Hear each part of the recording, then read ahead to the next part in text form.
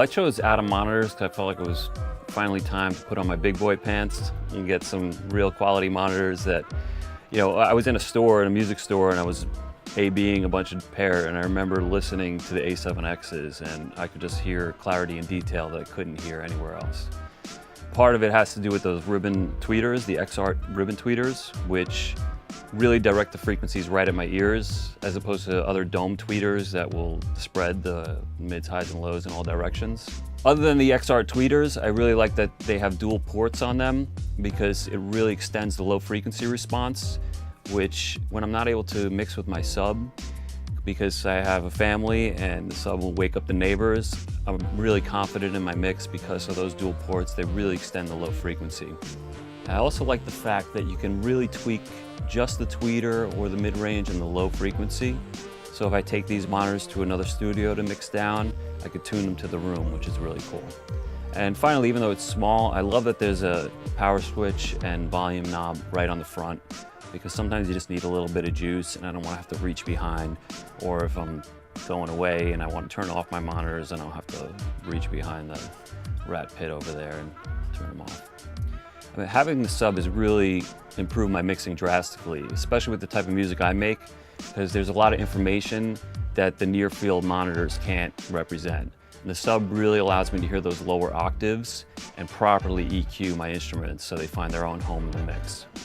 I go back and forth, like turning my sub on and off throughout the whole process. Like, for example, if I'm choosing a sound for my bass line or tuning my drums, I want to hear how those low frequencies interact with each other.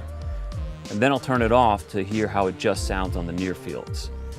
The sub has been such a treat, and I really can't think of how I could live without it. Yeah, there's something about the Atom name that when you have that, you feel like you graduated, like I feel like I've arrived by having those Atom monitors. I mean, I feel like my music is at a point now where I can present it to the world, and the only way I could faithfully do that is to have monitors that I really trust my sound on, and that's why I chose Atom, because they're just a brand that when you tell anybody you have Atom monitors, they're like, oh, you're the real deal, you know what's up.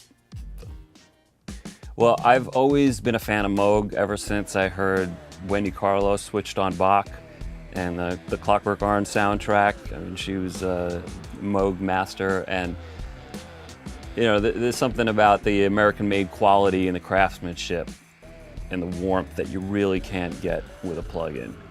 I chose the Sub 37 specifically because I like the extra octave.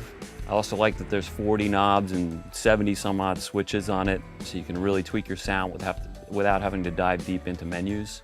It might look overwhelming when you just look at it, but it's laid out in the way that synthesis works, so it's actually helped me visualize the sound making process, because I'm not a real synth nerd, but this has helped me become a little more nerdy. And the other thing is the aftertouch on this. I mean, it's a super responsive beast, and it really allows me to craft my tone. Well, the Sub 37 is really versatile. Like, I knew I'd be able to create mind-melting basses with it, but I had no idea the versatility. Because it's subtractive synthesis, you can really pull out harmonics and create all types of instruments, truthfully.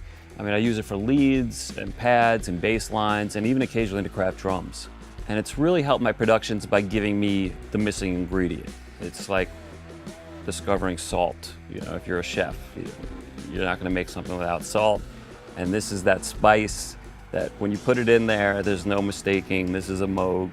This has got oomph, and it's really gonna shine through and blend nicely with all the other elements of my mix.